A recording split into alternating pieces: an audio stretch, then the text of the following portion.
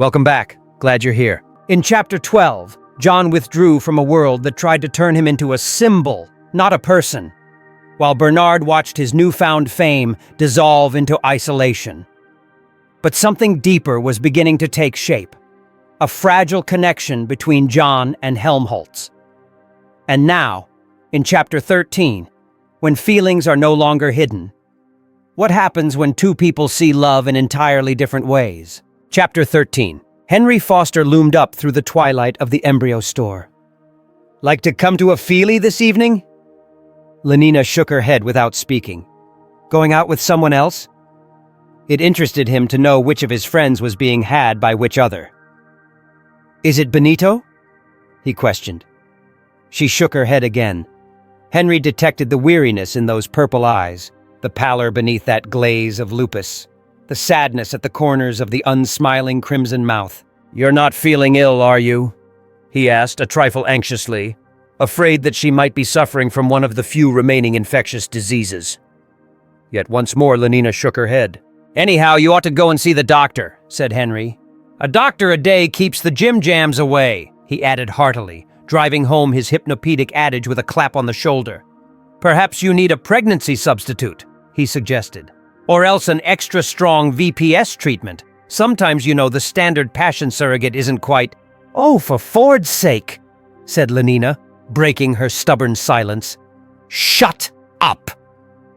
And she turned back to her neglected embryos. A VPS. Treatment indeed! She would have laughed if she hadn't been on the point of crying, as though she hadn't got enough VP of her own. She sighed profoundly as she refilled her syringe. John, she murmured to herself. John. Then my Ford, she wondered. Have I given this one its sleeping sickness injection? Or haven't I? She simply couldn't remember. In the end, she decided not to run the risk of letting it have a second dose and moved down the line to the next bottle. 22 years, 8 months, and 4 days from that moment, a promising young Alpha- administrator at Mwanza was to die of trypanosomiasis, the first case for over half a century. Sighing, Lenina went on with her work. An hour later, in the changing room, Fanny was energetically protesting. But it's absurd to let yourself get into a state like this. Simply absurd, she repeated. And what about? A man, one man. But he's the one I want. As though there weren't millions of other men in the world. But I don't want them. How can you know till you've tried? I have tried. But how many? Asked Fanny, shrugging her shoulders contemptuously. 1, 2, dozens. But, shaking her head, it wasn't any good, she added. Well, you must persevere, said Fanny sententiously, but it was obvious that her confidence in her own prescriptions had been shaken. Nothing can be achieved without perseverance. But meanwhile, don't think of him. I can't help it. Take Soma then. I do. Well, go on. But in the intervals, I still like him. I shall always like him. Well, if that's the case, said Fanny with decision, why don't you just go and take him, whether he wants it or no? But if you knew how terribly queer he was, all the more reason for taking a firm line. It's all very well to say that. Don't stand any nonsense. Act. Fanny's voice was a trumpet. She might have been a YWFA lecturer giving an evening talk to adolescent beta minuses. Yes, act at once. Do it now. I'd be scared, said Lenina. Well, you've only got to take half a gram of Soma first, and now I'm going to have my bath. She marched off, trailing her towel. The bell rang, and the savage, who was impatiently hoping that Helmholtz would come that afternoon, for having at last made up his mind to talk to Helmholtz about Lenina, he could not bear to postpone his confidences a moment longer, jumped up and ran to the door. I had a premonition it was you, Helmholtz, he shouted as he opened. On the threshold, in a white acetate satin sailor suit, and with a round white cap rakishly tilted over her left ear, stood Lenina. Oh, said the savage, as though someone had struck him a heavy blow. Half a gram had been enough to make Lenina forget her fears and her embarrassments. "Hello, John," she said, smiling, and walked past him into the room. Automatically, he closed the door and followed her. Lenina sat down. There was a long silence. "You don't seem very glad to see me, John," she said at last. "Not glad?" The savage looked at her reproachfully, then suddenly fell on his knees before her and, taking Lenina's hand, reverently kissed it. "Not glad? Oh, if you only knew," he whispered, and, venturing to raise his eyes to her face, "admired Lenina," he went on. "Indeed, the top of admiration, worth what's dearest in the world." She smiled at him with a luscious tenderness. "Oh, you so perfect!" She was leaning towards him with parted lips. "So perfect and so peerless are created." Nearer and nearer. "Of every creature's best." Still nearer. The savage suddenly scrambled to his feet. "That's why," he said, speaking with averted face, "I wanted to do something first. I mean, to show I was worthy of you. Not that I could ever really be that, but at any rate to show I wasn't absolutely unworthy. I wanted to do something." "Why should you think it necessary?" Lenina began, but left the sentence unfinished. There was a note of irritation in her voice. When one has leant forward, nearer and nearer, with parted lips, only to find oneself, quite suddenly, as a clumsy oaf scrambles to his feet, leaning towards nothing at all, well, there is a reason. Even with half a gram of soma circulating in one's bloodstream, a genuine reason for annoyance. "At Malpais," the savage was incoherently mumbling, "you had to bring her the skin of a mountain lion, I mean, when you wanted to marry someone. Or else a wolf." "There aren't any lions in England," Lenina almost snapped. "And even if there were," the savage added, with sudden contemptuous resentment, "people would kill them out of helicopters, I suppose, with poison gas or something. I wouldn't do that, Lenina." He squared his shoulders. He ventured to look at her, and was met with a stare of annoyed incomprehension. Confused. "I'll do anything," he went on, more and more incoherently. "Anything you tell me. There be some sports are painful, you know, but their labor delight in them sets off. That's what I feel. I mean, I'd sweep the floor if you wanted." "But we've got vacuum cleaners here," said Lenina in bewilderment. "It isn't necessary." "No, of course it isn't necessary. But some kinds of baseness are nobly undergone. I'd like to undergo something nobly, don't you see? But if there are vacuum cleaners, that's not the point. And epsilon semi-morons to work them," she went on. "Well, really, why? Why? But for you. Just to show that I..." "And what on earth vacuum cleaners have got to do with lions?" "To show how much..." "Or lions with being glad to see me." She was getting more and more exasperated. "How much I love you, Lenina," he brought out almost desperately. An emblem of the inner tide of startled elation, the blood rushed up into Lenina's cheeks. "Do you mean it, John?" "But I hadn't meant to say so," cried the savage, clasping his hands in a kind of agony. "Not until..."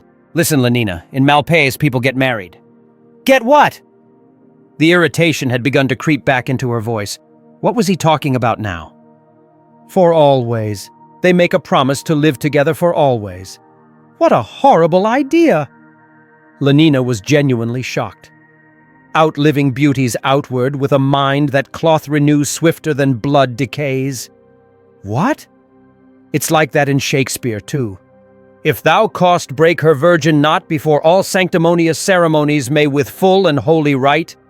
For Ford's sake, John, talk sense. I can't understand a word you say. First it's vacuum cleaners, then it's knots. You're driving me crazy.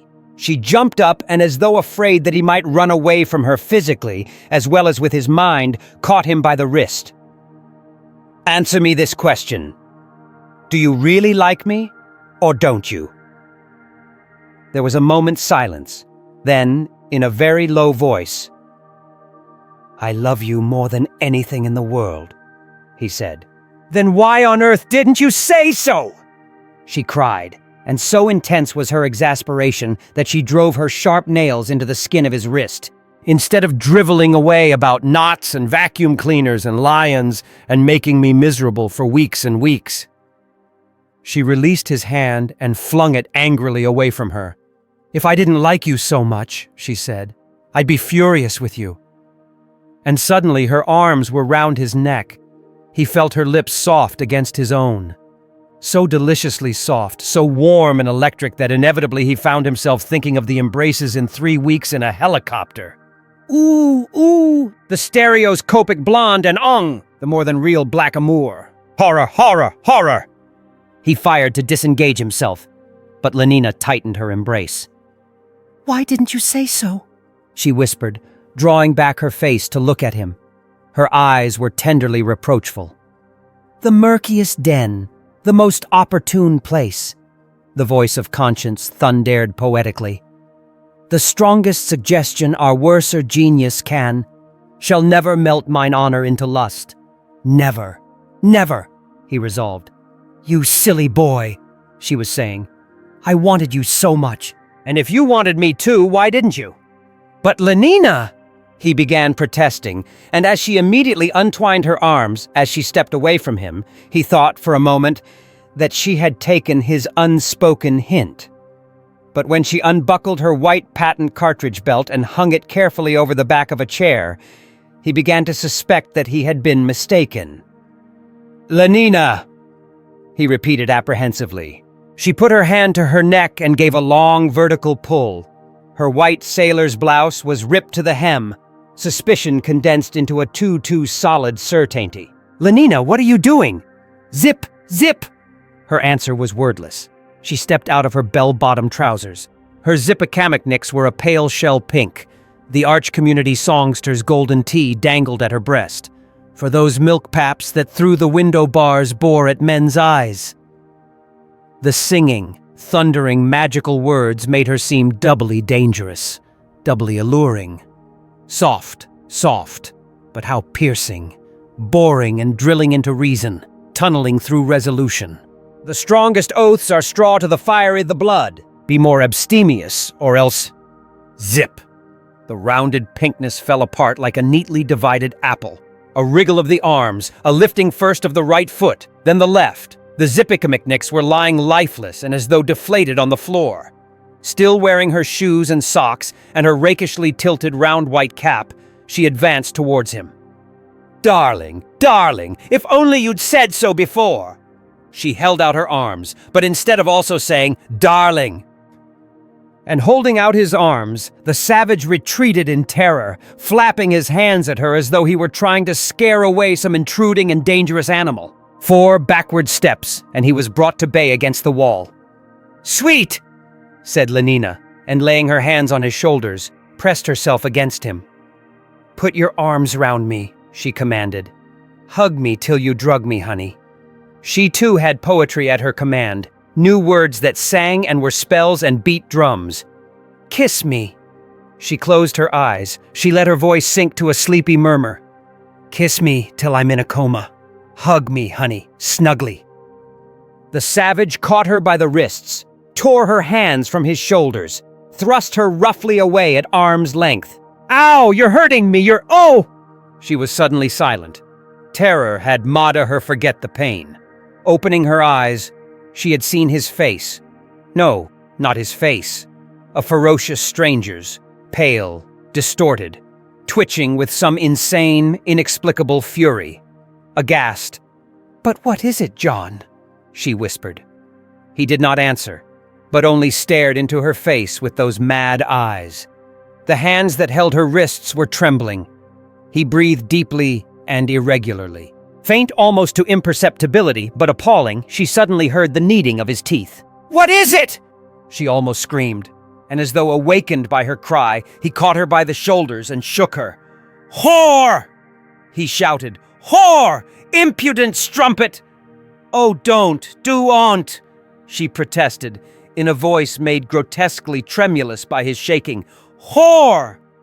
Please! Damned whore! A grame is better, she began.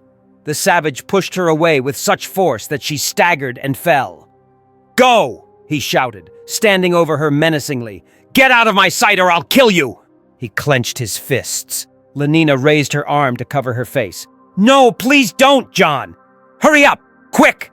one arm still raised, and following his every movement with a terrified eye, she scrambled to her feet and, still crouching, still covering her head, made a dash for the bathroom.